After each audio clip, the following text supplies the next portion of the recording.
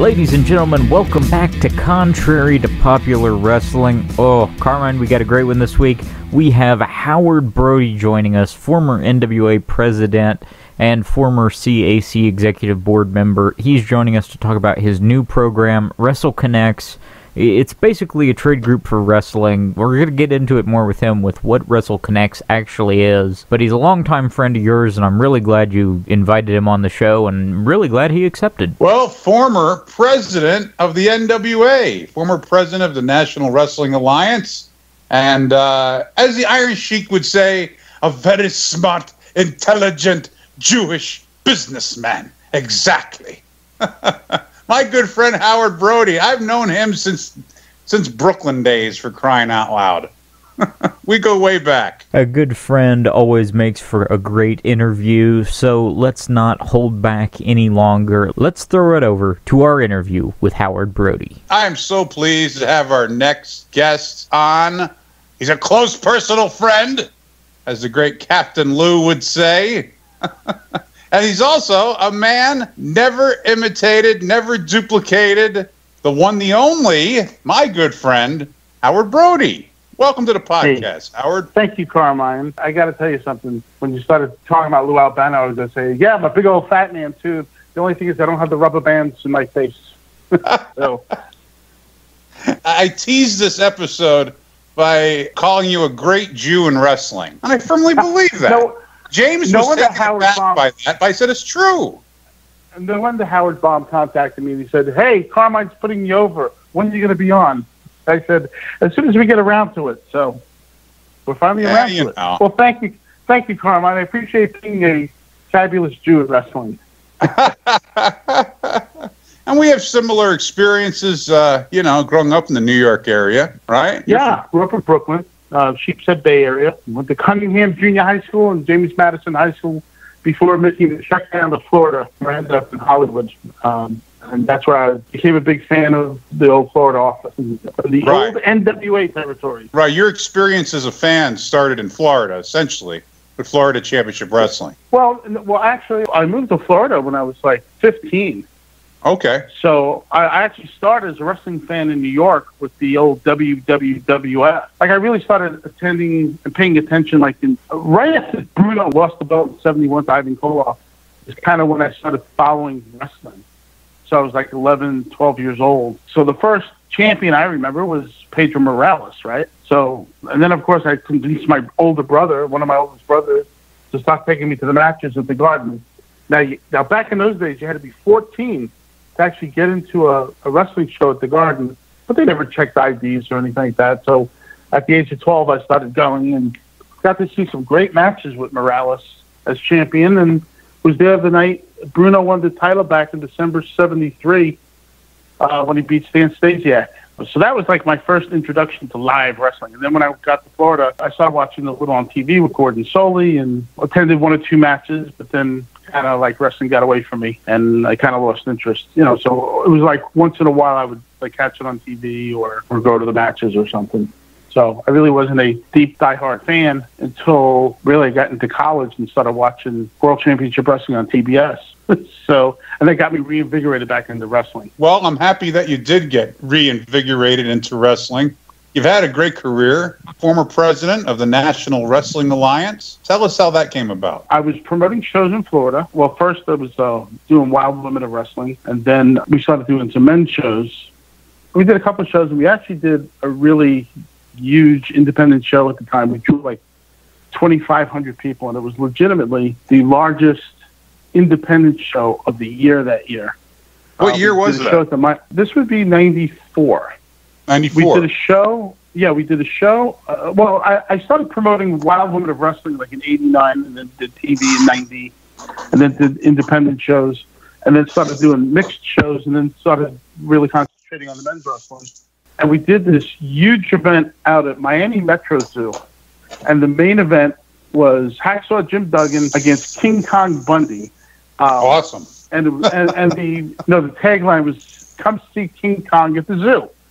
So there you go. So we had like double main events. It was Duggan against Bundy. Bundy was managed by Oliver Humperdinck, and then we had Tito Santana against Greg Valentine. as our co-main event. And these guys had like just come off of WWF at the time, so you had the former, Intercontinental Championship feud. And then I had like, Steve Kearn's Doink, although Steve Kearn never showed up.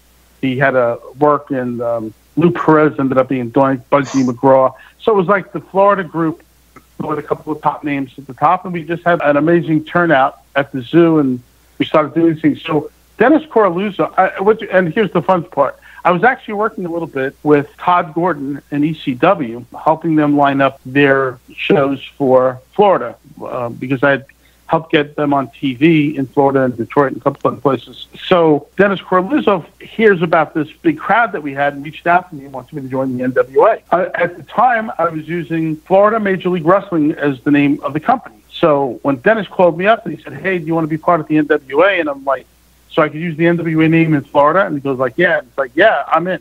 I didn't care what it took place, because in Florida, NWA still would mean something, So Yes. That's the reason I joined.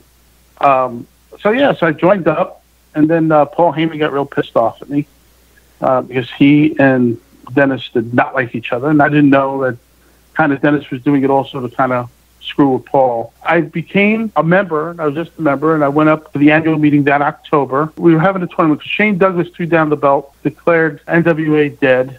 And I kind of knew about that ahead of time, which was weird because I'm an NWA promoter, and I had to change all the posters in Florida from Eastern Championship Wrestling to Extreme Championship Wrestling. So I had to be given the heads up, and we changed all the printing. So when that came about, it was just a real weird situation. So I ended up going up for the so we had no champion, so we did a tournament. Chris Candido won it, and so I was just a member for like the first couple of years.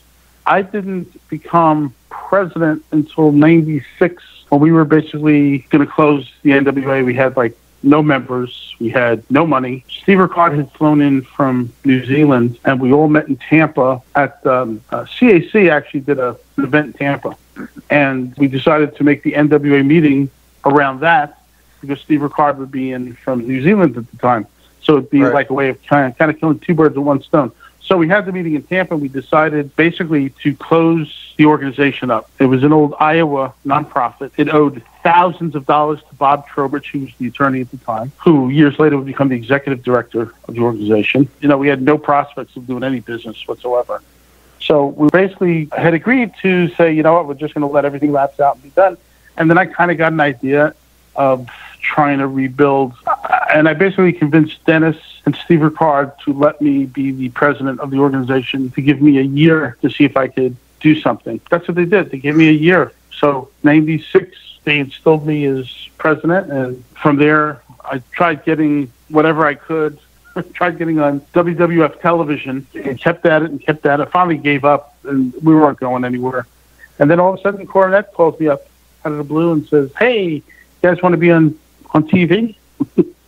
And that's how we ended up doing the angle on WWF television. Jeff Jarrett had come in, and what they wanted to do was they were going to come up with an idea of giving Jeff some type of a title. They wanted to give him some type of a belt, like his own belt. And I guess either Vince or Jim, one of those, they had their booking meeting with Russo and Cornette and Vince, and the NWA name came up. Would we do something with them? Because McMahon's office knew that I was trying to get something done, because I'd been like calling his office like every week for a year, and they kept not taking my phone calls, But I was pretty persistent. So they said, "Yeah, let's see if they do anything." So Corny called me up and he said, "You guys want to be on TV?" It's like, "Sure." So it's like, "What about if we give Jeff the North American title?" And it's like, "Yeah, I'm fine with it." I said, "But Tom Carter, Reckless Youth, was our North American champion at the time. So we basically told him that we're taking the title away from him, and we're going to give it to Jeff Jarrett on TV." And that's how that match happened on television. So basically, they needed a prop for the thing that they were doing with Jeff Jarrett. So instead of creating like some Southern wrestling organization or whatever the hell they were thinking of, they decided to use a real wrestling organization in the NWA. They knew they could get us fairly cheap. We were like nothing going on. But what was amazing is the second we went on television, the phone started ringing. People contacting Dennis, people were contacting me and wanting to join the organization. It's like, yeah, sure. It's like, we got nothing to give you, but yeah, we'll give you a membership. I, of course, have known Dennis Coralluzzo for many years. 95, I was in Vegas at Moolah's convention. Moolah was honoring Dennis. Moolah asked me to present Dennis with an award. And Dennis and I go way back. I used to manage on shows for him, and, we always got along great. But at this point, I haven't talked to him in a few years as I moved to Milwaukee from New Jersey. I remember speaking with Dennis, and I said, Dennis, tell me about the NWA. And he said, what advantages do I have to join the NWA? And he said, well, you get to make T-shirts. I said, okay. Yeah, with the logo on it. That was the big thing. It was like you get to use the logo and promote the name. That was like really it. I said, is there a code of ethics that all the promoters abide by? Is there a standard way that we do business so we don't step on each other's toes? No. Nope. No, there was nothing like that. It was basically nothing like do that. What the hell they want to do. No, nothing like that. Later on, we tried to instill that.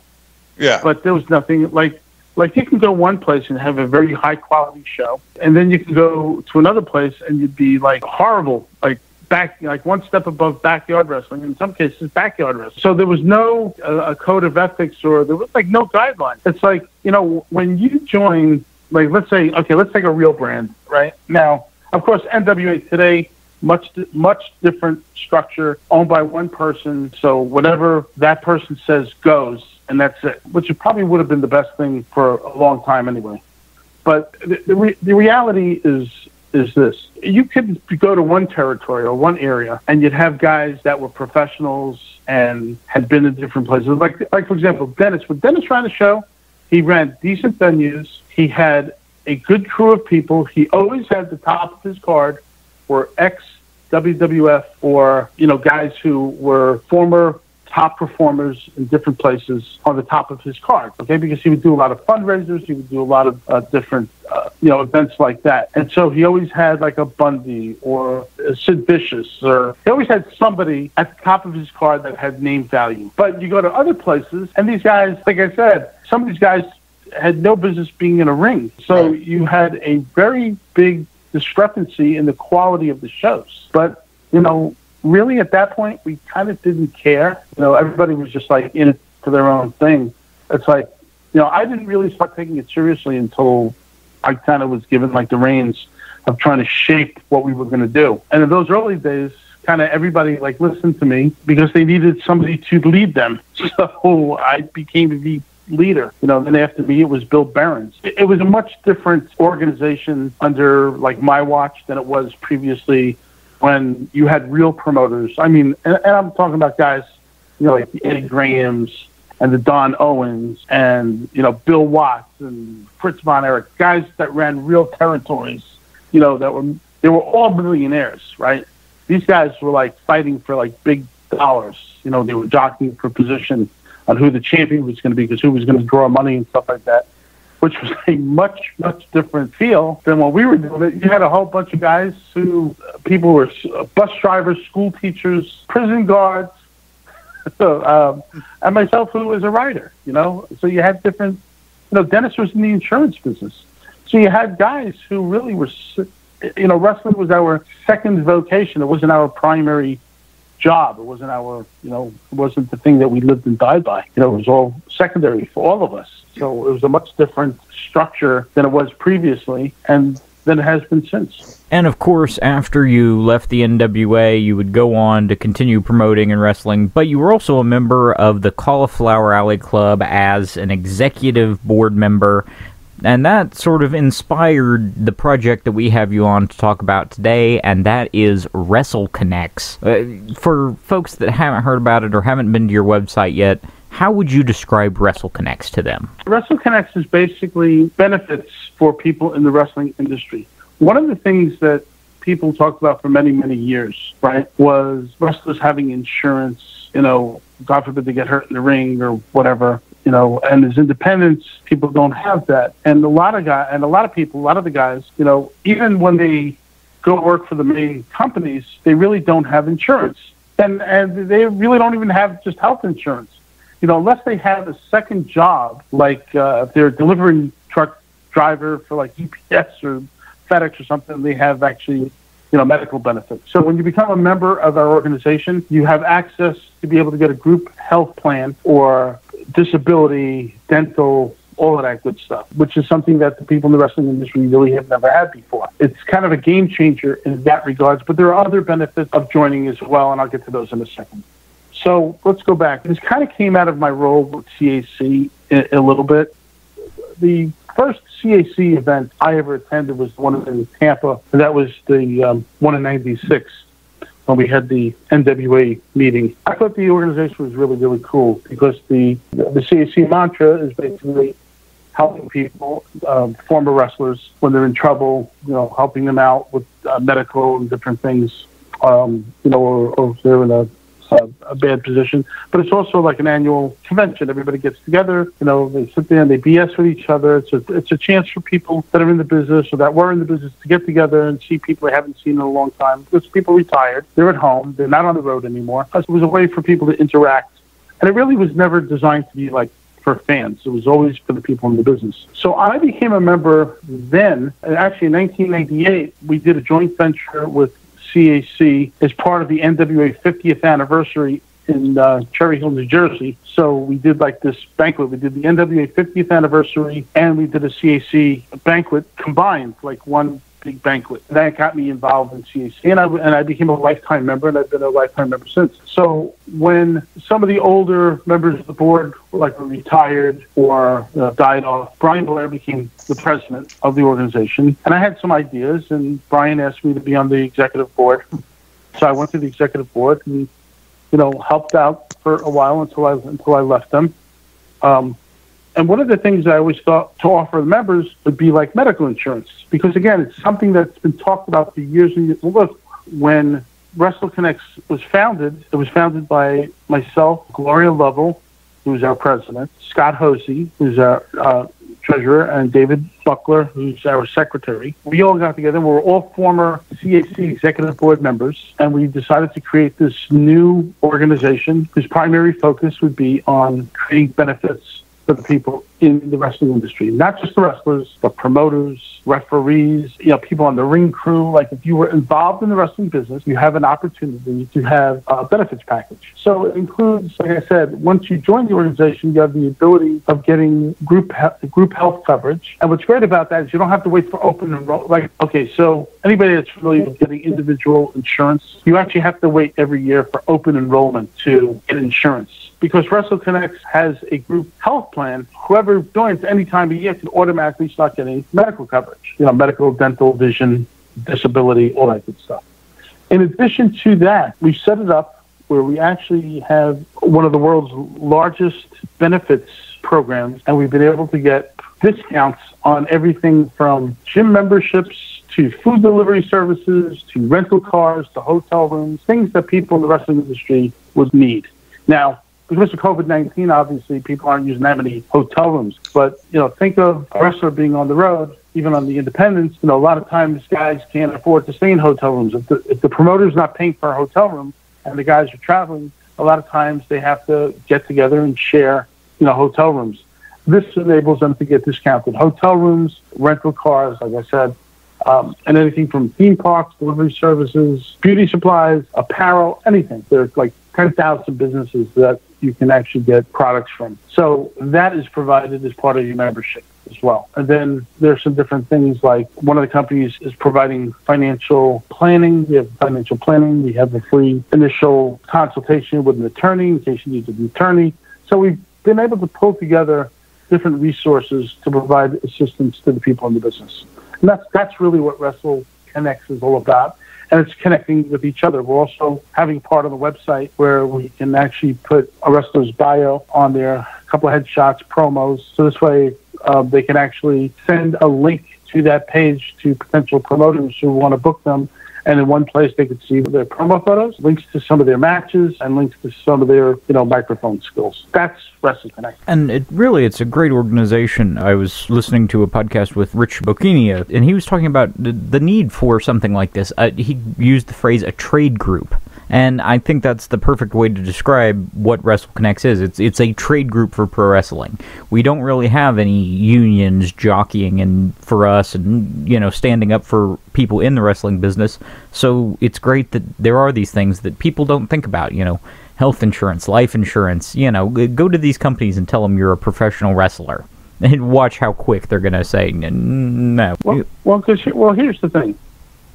And again, I want to stress, we're not a union. We don't do collective bargaining. Promoters are, our members as well.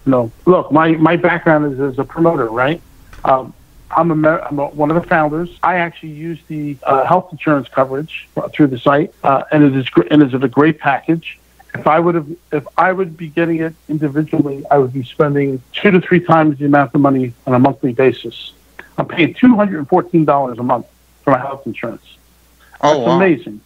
Okay, that is amazing. Otherwise, I'd be paying like $600 a month, and I don't have to tell people. Now, there is a misnomer on some of the younger wrestlers. So I don't know what your demographic is for the people that are listening, but if they happen to be in the wrestling business and they're younger workers, unfortunately, there's a thought process out there that under the new administration that everybody's going to get free health insurance.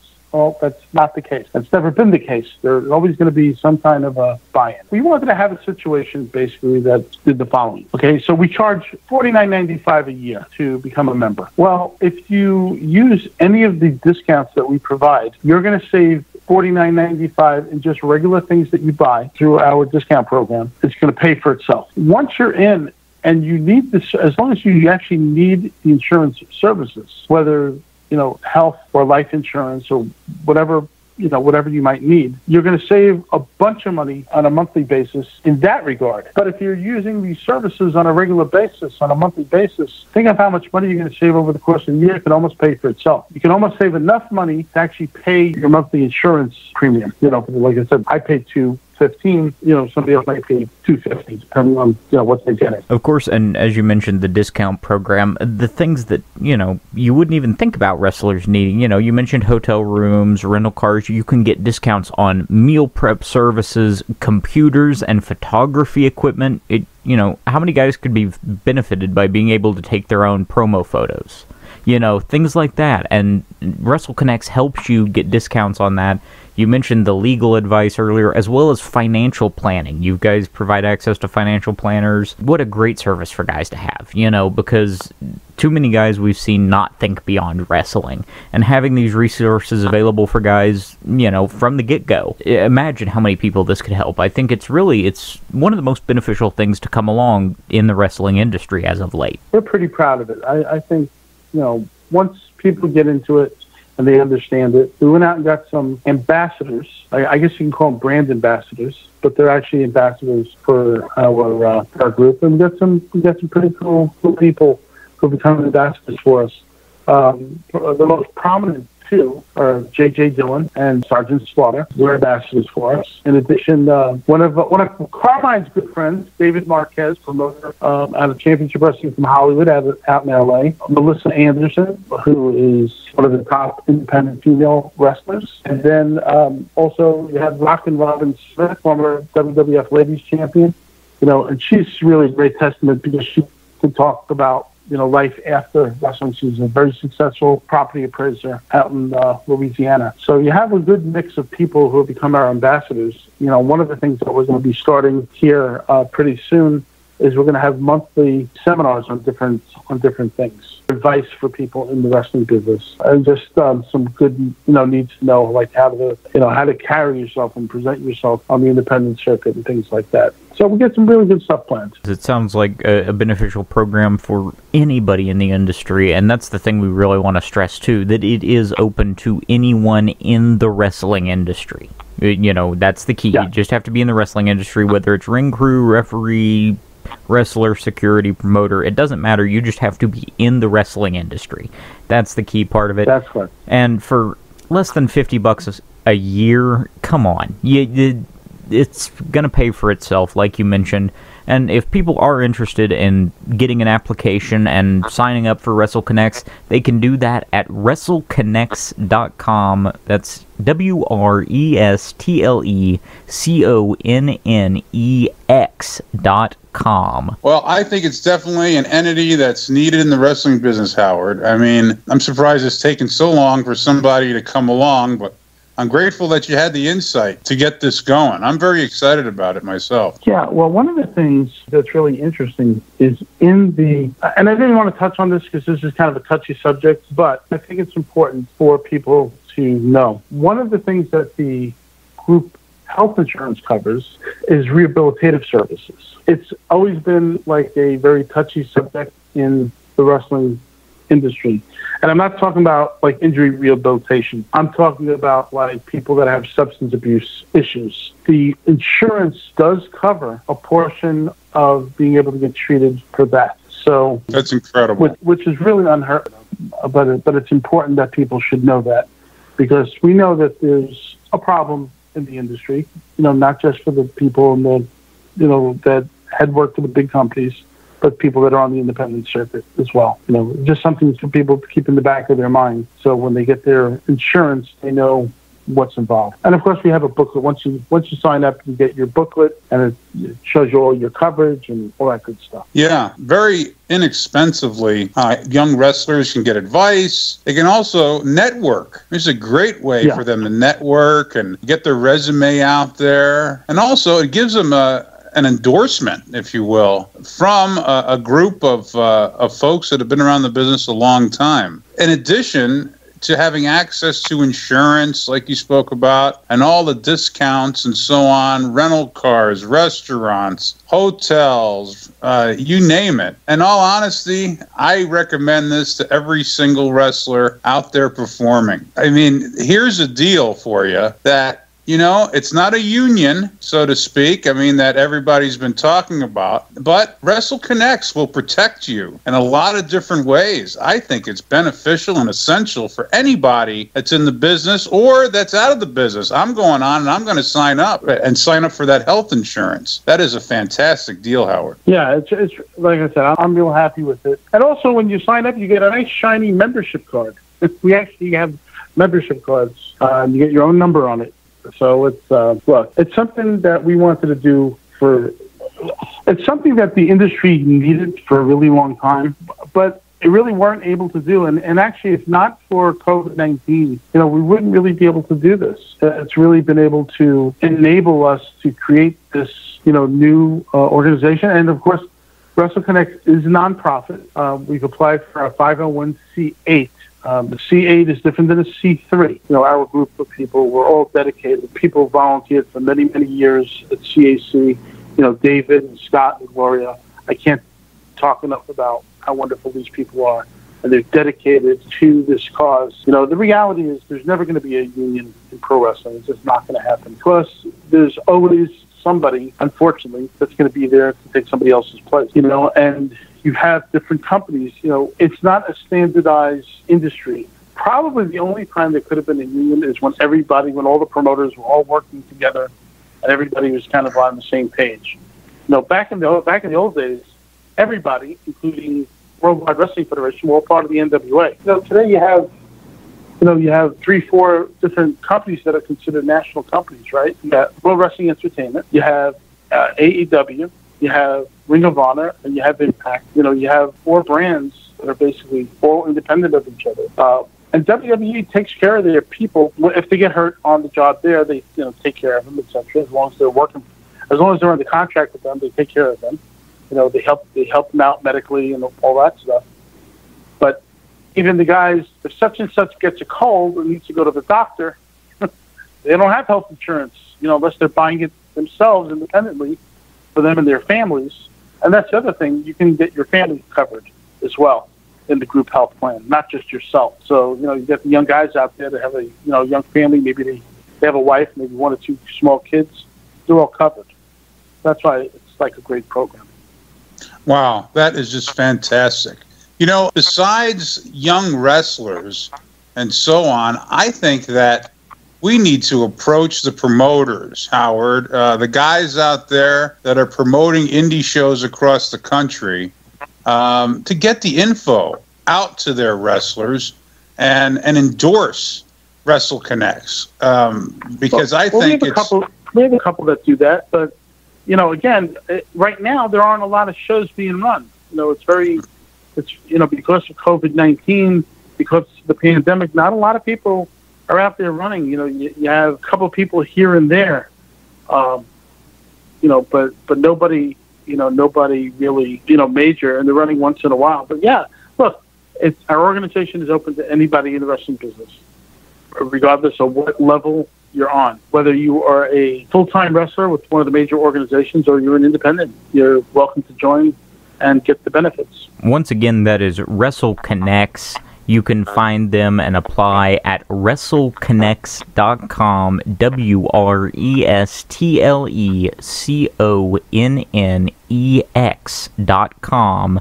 It's arguably one of the greatest fraternal benefit organizations that wrestling has ever had, so I look forward to continuing to spread the word of WrestleConnex and hopefully getting some guys taken care of, because wrestling's needed something like this for a long, long time. It certainly has. And Howard, will there be reunions or conventions or get-togethers for WrestleConnex? Yeah, well, we're going to do the monthly seminars. That'll start up here pretty soon. But yeah, it's probably once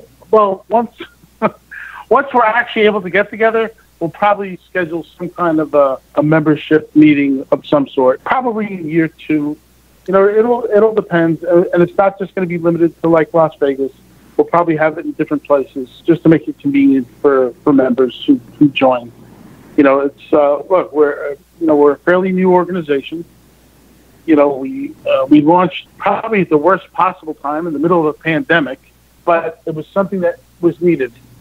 And we realized we're going to be a slow building organization, but we're here for the long haul. We're here to help people. But yeah, there'll be like reunions or get-togethers and what have you. But it's only going to be for the members. It's not going to be for fans. It's not going to be a fan festival. We're not going to have tables for people to sell their goods. It's going to be people who want to get together, enjoy each other's company, talk about the issues in the business, talk about how we can constantly improve the industry as a whole, from our perspective on what we can provide our members to make life easier for them, to make it so this way they can apply their trade with the most useful tools available to them. I think it's fantastic. You have my support 110%. Whatever our little podcast here can do to help out your efforts, we are here at your disposal, Howard. Let's talk a bit more about your promoting experiences. And you authored a great book. It's one of my favorites. The Swimming... What's the complete title? Swimming with Piranhas. Oh, Swimming with Piranhas, Surviving the Politics of Professional Wrestling. That's it. And one of my all-time favorites, I have gone through 4 or 5 copies of that book, as you know, because I keep giving them away. Anytime through the years that there's been somebody who I thought needed to be imparted of this knowledge, I passed it on to them. It's a fantastic book. I don't even think it's even available anymore, is it? Yeah, you can still get it. You can get the Kindle version. I'm sure there are copies floating around somewhere. There always are. What I love about the book, Swimming with Piranhas, is that it's an honest look at the wrestling business. It's not just a wrestling promoter going on there and being braggadocious and talking about all his accomplishments and who he hung out with and putting himself over. Oh, no. This book is about your ups and your downs. Well, let me tell you what happened. Basically, you had Michael Holmes, who was my editor, up at ECW Press up in Canada. When I first pitched it, it was actually going to be like a handbook, like a manual, basically a guidebook. We started talking, and I started putting things together, and it wasn't gelling. It was like, it came across like really cheap and shoddy. So Michael says to me, why don't you tell your story? And as you tell your story, use some ways to give examples of what people should avoid and what they should look for and all that. So I had to take a really hard look at my life, okay, and the things that I did in and around the wrestling business. Like, what lessons can I teach people through the telling of my story. And that's how it took the shape that it did. So I talk about, yes, the accomplishments and the failures, because, anybody who's done anything in business will tell you you fail many more times than you succeed. Okay? And it's understanding how to get through with these failures that can eventually help you succeed at anything that you want to, work on. So it was a very tough pill to swallow, but I knew that in order to make the book be what it needed to be, I had to be 100% transparent and not put myself over in the book, which, like you said, wasn't braggadocious. I had to talk about some real serious shit, right?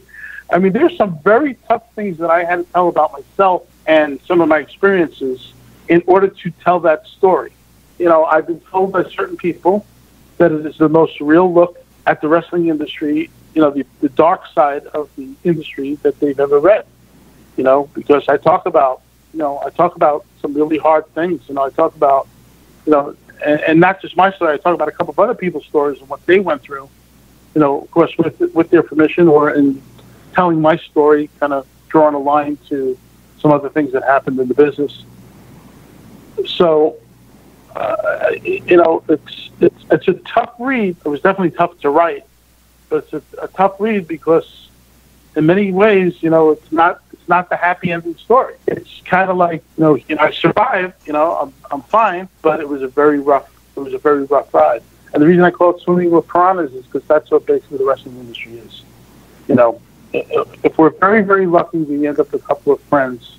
We have a lot of associates. You know what I'm talking about, Carmine. You've been around the business as long as I have. And then some. You've been around the business as long as I have. You know what it's like. You know what it's like to go in and have people be your friends, and the next thing you know, they're not your friends. They're screwing you over, whether it's for money or whatever. Look, we have people that come in and out of our lives all the time, okay? Even just recently, and I won't name names, but you and I happen to have a situation recently of somebody who came to you looking for advice that you've known for 30-something years. He really should have read your book. And he probably did, but decided to do the stuff anyway. I was using the examples on how to be one of the piranhas, right? So it's like, we both know that, like, this person came to you looking for advice, and then even despite knowing you for 30 years, turned around and kind of screwed you over. So you're going to constantly have that scenario happen, which is why, like, I have become very cynical when people approach me about doing anything in the wrestling business. Look, I still love the industry, which is why we do, WrestleConnex and everything. Because the people in the industry that are there, that are hardworking, they deserve to be taken care of. And they deserve to take care of themselves and have the opportunity to do that, which is the reason behind WrestleConnex. But the industry itself, there's some really bad people in the industry. You're very, very lucky if you end up with one or two friends after a long period of time. But like I said, you have a lot of friendly associates, kind of like social media, right? You got 5,000 friends on your Facebook page. Well, how many of them are really your friends? Like, how many of those people have you actually invited to your home and broke bread with your family? Okay?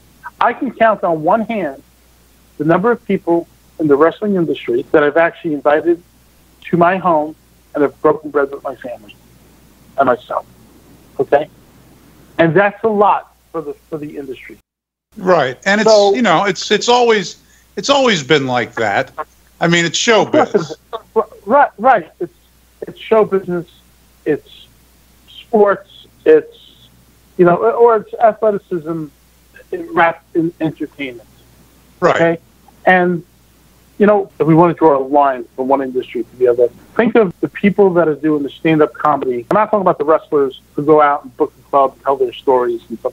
I'm talking about people like back in the day, like the Chris Rocks and the Jerry Seinfelds, who do the comedy club circuits and then out there night after night grinding and making pennies, right? Trying to make it, trying to be seen, trying to get the gig on the talk show circuit, trying to get the TV specials and all that. It's very, very similar to that type of lifestyle.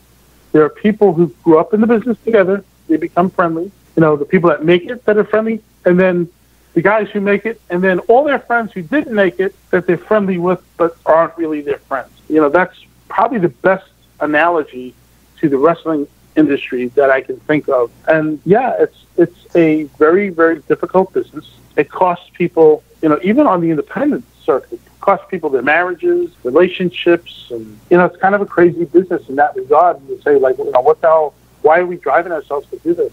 Look, I talk about it right in my book, Swimming with Piranhas, but it cost me my marriage twice, the wrestling business. But would I go in and do it over? No, because my life experiences were probably more important to me at the end of the day than even my marriages were. That's a tough pill to swallow. That's a hard thing to say, but it's probably the truth. Okay, I would never have had the opportunity to travel to the places I have, to see the places I have, to have those life experiences without the wrestling industry. I owe. There's a lot of good I owe to the business. There's a lot of bad too. But right, a lot of good. It was the life that you chose. Well, what does that sound familiar? This is the life that we've chosen. Right, exactly. Just when I think I'm out, they pull me back in. And how many times does that happen to you? Well, I want to get into Ring Warriors and the last thing we did. You talked about just when you're out, they pulled me back in. I want to tell that story because that's kind of what happened and how Ring Warriors, this last version, came about. But before I do that, I want to talk about what happened that enabled me to write Swimming with Piranhas, and that was being able to work with Dusty Rhodes on his book, Dusty Reflections of an American Dream. So I was working. I was living in Charlotte at the time, and we were putting together a tour together. We had already done China. We were going to Korea. We were going to do some shows in South Korea. We were supposed to do 3 shows. And I had become friends with Dusty, and Rick Lindsay, who was my partner for the Korean shows, asked me to book Dusty. So I'm talking to Dusty, and then I catch wind that Dusty wants to do his book. And I'm like, Dusty, let me work on your book. And Dusty was like, I don't know if you can handle it. And it came down to between me and Alex Marvez. And Alex was working for like the Miami Herald, the Scripps Howard. He was like big NFL writer. The guy had serious writing chops, right? But the thing about it is, I helped break Alex into the wrestling business when he was still in high school when I was in Florida. So I called him a favor by calling Alex and asking Alex to let me write Dusty's book. Basically, I asked Alex to step aside and let me do it because it was a bucket list thing for me to actually have a book published. Wow, that's cool. And Alex did not hesitate for a moment because he had another project that he was going to do, which was working with Harley Race and Les Thatcher on doing a different wrestling book. So he ended up doing that while I did Dusty's.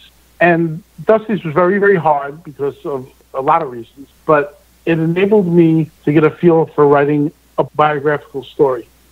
If Dusty doesn't let me work with him on his book, Piranhas never gets written and never gets published. I always will owe a very tremendous debt to Dusty, and I miss him all the time. I miss my conversations with him. We'll never be able to say enough good things about that man as long as I am breathing on God's green earth, and that's from Harley. Okay, so now, Ring Warriors. We did a coronation of Ring Warriors in 2012 and 13. We did 26 episodes that were seen overseas in like Singapore and Malaysia and the Philippines and Poland and the UK and some different places. But we didn't really make enough money for it to be a sustainable, ongoing project. So we kind of just let things sit. We never closed it up, never put it out of business or anything like that. My buddy Howard Lipkin, who years ago did a thing called WXO in Florida, one of my best friends, we go to breakfast once a week. So Howard wanted to create something as a kind of a legacy for his son. So he asked me about doing wrestling. So he says, if I put a wrestling group together, would you help me? So it's like, of course I would. Just tell me what you want me to do. So we're playing around with like Silver State Wrestling. It was going to be something here in Vegas. And in the middle of the conversations, it was like, why don't we just use the Ring Warriors name? So it's like, well, I got my partner Larry Brandon as my partner on that. I said, like, what do you have in mind? So he made a proposal to me. It sounded good.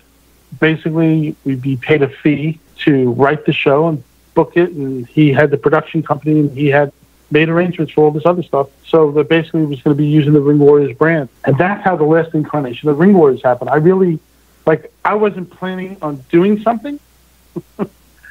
It came about. I was asked to participate, and we were told, hey, we'll pay you a licensing fee for the name. You book it. We'll use your expertise, and your knowledge and everything. And Larry and I made an agreement with Howard. Ended up on WGN America for a 13-week run, and had some great talent. I mean, some really super talent guys that are now in AEW, Major League Wrestling, NXT, a phenomenal talent roster. And it was just it wasn't something that I aggressively looked to do. It was proposed to me. There was an opportunity to make some money, and that's what we did. And funnily enough, that was how I first got introduced to you, was through the new incarnation of Ring Warriors. Of course, in the modern day, anybody can be a wrestling journalist. So I had gotten a gig writing for a company, and they wanted me to review Ring Warriors, and I wrote my first column not knowing anything, and just saw the name Paul Jones, and immediately wrote about Paul Jones of Paul Jones's Army.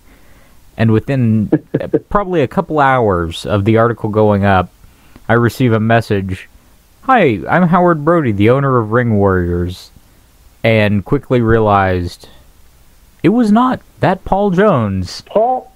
Interesting story.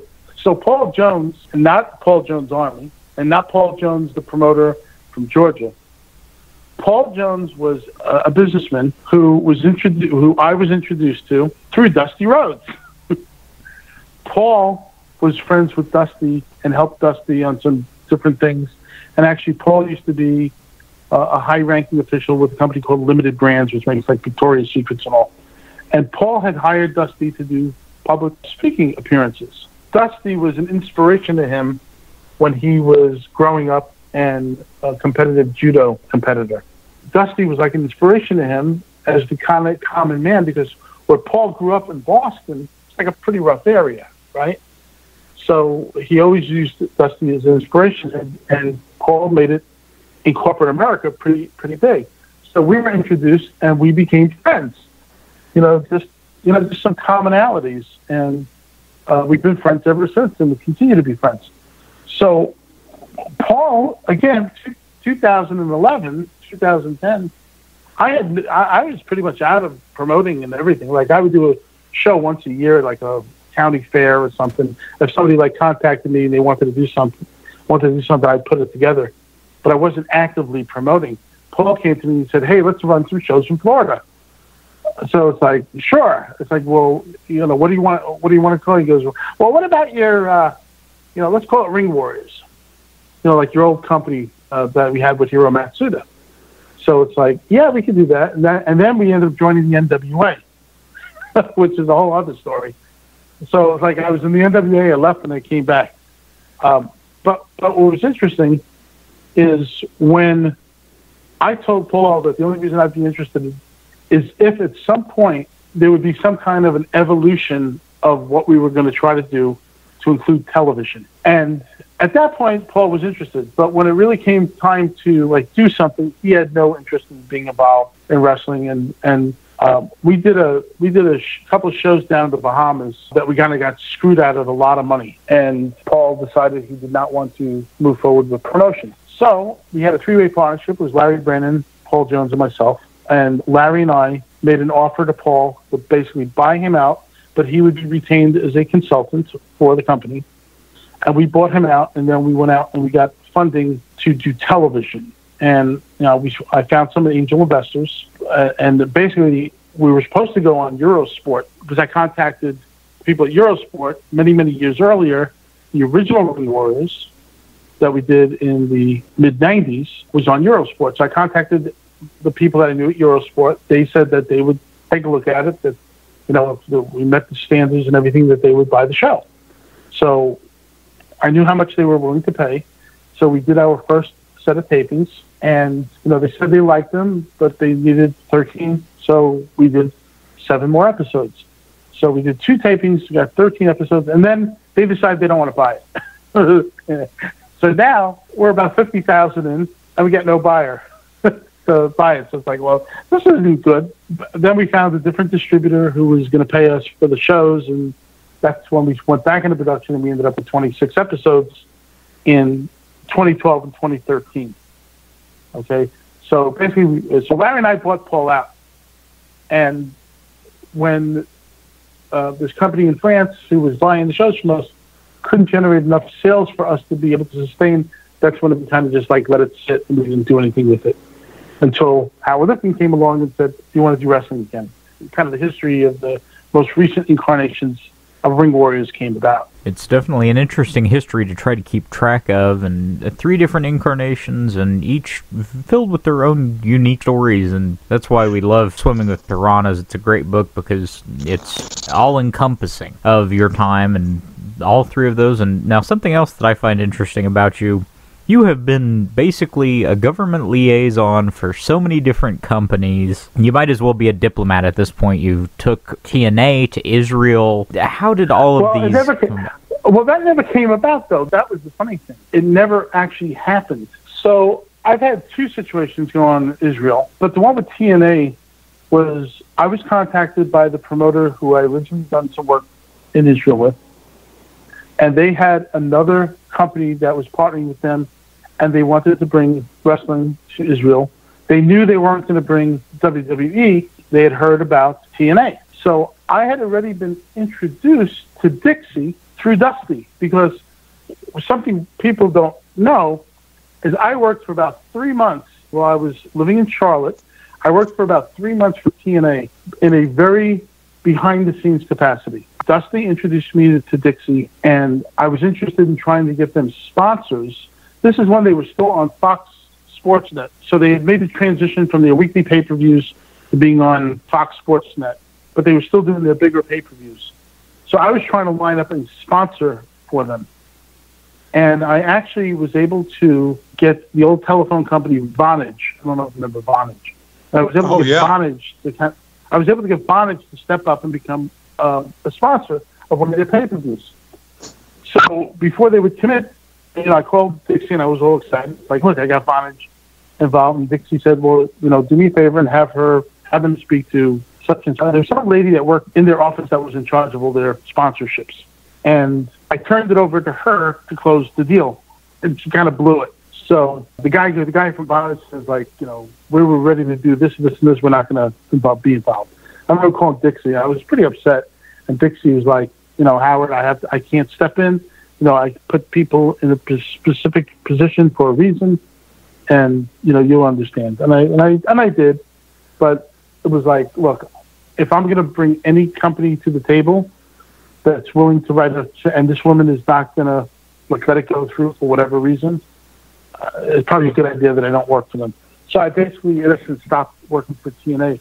But I always had the door open with Dixie to be able to contact her, private number and everything. So when I was approached about this thing with Israel, I called Dixie and I said, hey, apparently, I guess they were on some cable network in Israel. I said, do you guys want to do a live event in Tel Aviv? And she was like, yeah. So she put me in touch with, Andy Barton, and I was able to negotiate a contract. I was going to get a specific fee from not TNA, but I was actually going to get a fee from the person that was buying the shows to be the liaison for them to coordinate everything with TNA. So, they sent a deposit, they sent money, and once the tickets went on sale, they weren't selling tickets. And they were advertising all over the place, on buses, on bus benches, on the cable television. They were advertising all over the place, and nothing was coming about. They just weren't moving tickets. So the promoter, not the one that I dealt with before, but this other guy who happened to live here in Vegas, which is where he had an office, which is where I went down and cut the deal with him and worked out the contract. They decided to cancel the show, and they lost their deposit and everything. So it was an interesting deal. TNA made money. I made some money. The promoter lost his ass, but that's the way, that's where the cookie crumbled. So that's how that came about. Probably the issue was that you didn't book the Von Erichs, because, they're really over in Israel. Yeah. Yes, you are. No, actually, I know that sounded sarcastic, but no, actually, world class was really over in Israel. I will tell you an amazing story. This goes back to 1993. So I'm booking my first tour to Israel. I have like these super unbelievable all-star lineup of talent. Okay, some of the top guys. Just giving an example: DiBiase, Hawk, Terry Funk. I'm taking an all-star team over there. We're supposed to do 6 shows in 10 days in various cities. So I go to meet Hawk, Mike Hegstrand, and I know you knew him very well, Carmine. So I meet Hawk for dinner in St. Petersburg. I was actually living in Fort Lauderdale. I drove up. They were doing a pay-per-view. I forget which one it was. I think it was actually the show where Fujinami wrestled Ric Flair. So it was like Super Brawl or not Super Brawl. One of those Starcades maybe or something. Anyway, so after the show, I'm supposed to meet Hawk at the restaurant in the hotel. And I meet him at dinner, and who's sitting at the dinner table is Missy Hyatt with him. Okay, and I don't know if there was something going on there or what the deal was. But anyway, so I remember writing him a deposit check for the tour. $6,500 I gave him for deposit. Very nice. Okay, to go to Israel, he said he wanted Japan money. And he told me how much it was for the week. And I remember calling Hiro Matsuda, and I said, because Hiro worked for New Japan, and Hawk worked for New Japan. Sure. I said, Hiro, I need to find out how much Hawk makes in Japan. He's asking me for this amount of money. I need to verify that that's how much he makes for New Japan when he goes over. Hiro got back to me, and sure enough, it was $13,000 for the week for 10 days. So it's like, okay. I write Hawk a check for $6,500. I give it to him. And Missy starts talking about Israel and how over everybody was when they went there and how big the crowds were and like how crazy it was. And she said like the Von Erichs were like gods over there because they were the first ones to ever go over. They were the first group to ever run in Israel, and they sold out no matter where they went. And they did like 3 or 4 tours there. And she was like really pumped about. She said, "Oh, you can have a great time and all this good stuff." So it was like, so to say what you're saying, it's like, yeah, the Von Erichs were very over in Israel, and I believe they did something like just a couple of years ago too. Kevin did something over there. Yeah, Kevin brought his sons over there. Yes. Yeah, so they still know the name, So yeah. Now, here's a little bit of info for up and coming promoters out there. So you wrote the $6,500 check for Hawk. Yeah. The tour didn't take place. Right. What happened then? Okay.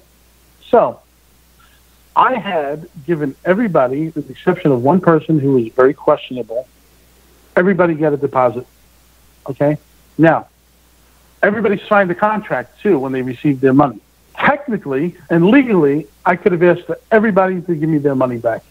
Because in the contract, it says if the tour is canceled, they have to return the deposit. When the tour got canceled, and I'm talking about the one that I did in 93, not the TNA deal. Right. Okay? So I went to Hiro Matsuda and I said, what should I do?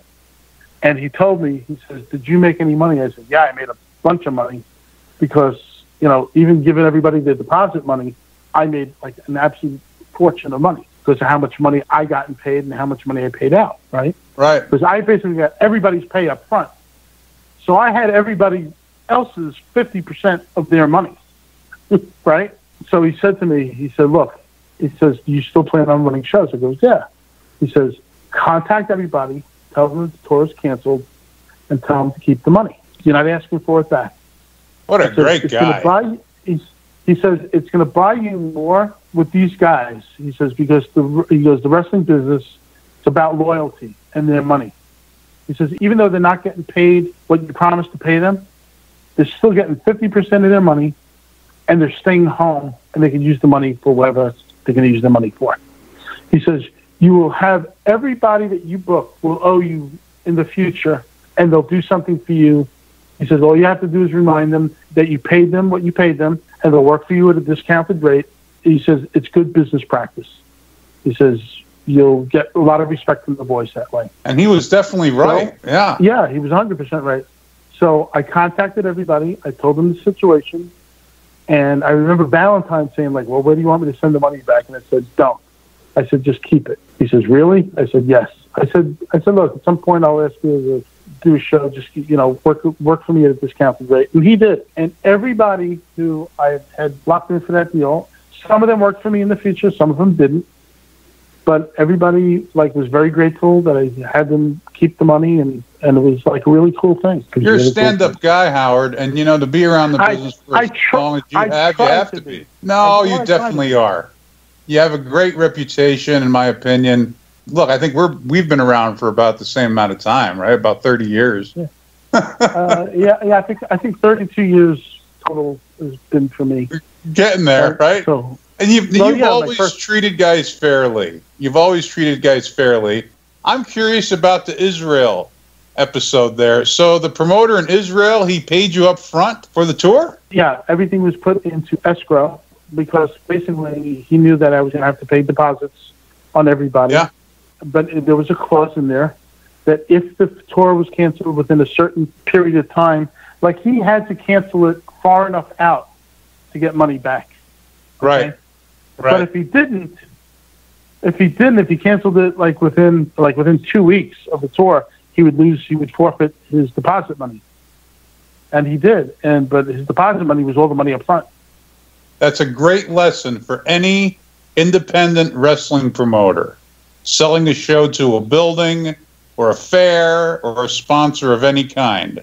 Right there is some great advice. And I recommend every promoter, every independent wrestling promoter in the country to look up Swimming with Piranhas. And I really sincerely mean that, Howard. If they can get through that. Hey, listen, that's 462 pages, man. That's a long-ass book. Hey, I've read it a couple times. And I've loved it, and I don't even have a copy right now, unfortunately, because, like I said, I end up giving them all away. But it's a fantastic book, Swimming with Piranhas.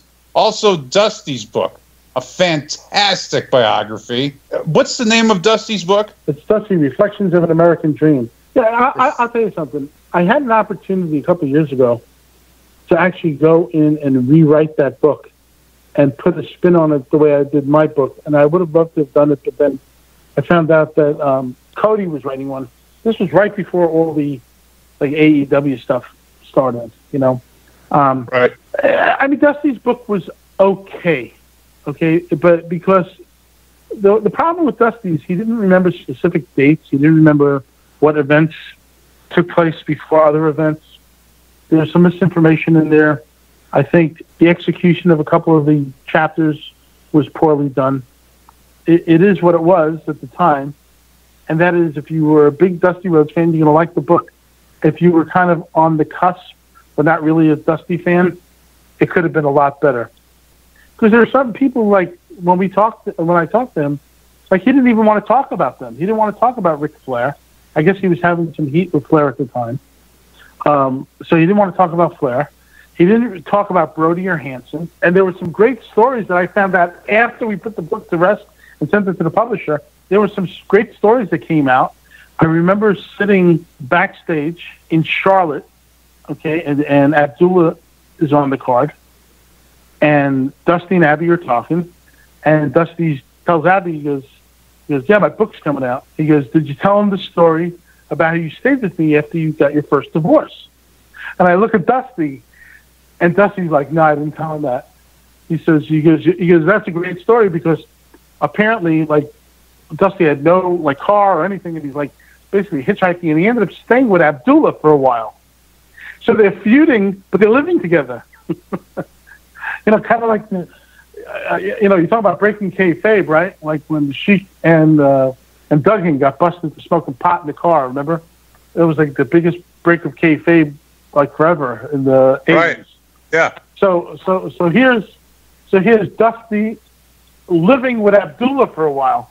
I just played it. I said to Dusty, I go, that would have been a great story. He goes, yeah, we're not putting that in there. because he didn't want to talk too much about his divorce from Dustin's mom. So that never made the book. Then there was a story, I remember somewhere in Charlotte, and Boogie Woogie's there. And Jimmy Valiant started talking about the story when they were in Detroit, about how they had to sneak Dusty and Murdoch out of the building in the middle of, like, race riots. You know, because Jimmy Valiant, you know, he was a babyface, I guess, and Dusty was still a heel at this time. Dusty and Murdoch were heels. And they had to disguise Dusty and Murdoch in the back of the car to get out of the building. And the fans were throwing, like, garbage on the car, like they're trying to kill these guys. So it's like, Dusty, why don't you tell me these things? He goes, I forgot all about it. You know, a guy like that has had so many different things happen. I forgot all about it, baby. Yeah. So everybody in the business can contact WrestleConnex through the website. Is there an application form there? Yeah, there's an online application form. There's also one you can download and fill out and send in. It's all pretty self-explanatory. And if people are confused when they get there, there's email. You can send in, send it in the email, and somebody will reach out and help you. That's fantastic. We've had a great show here with you today, Howard.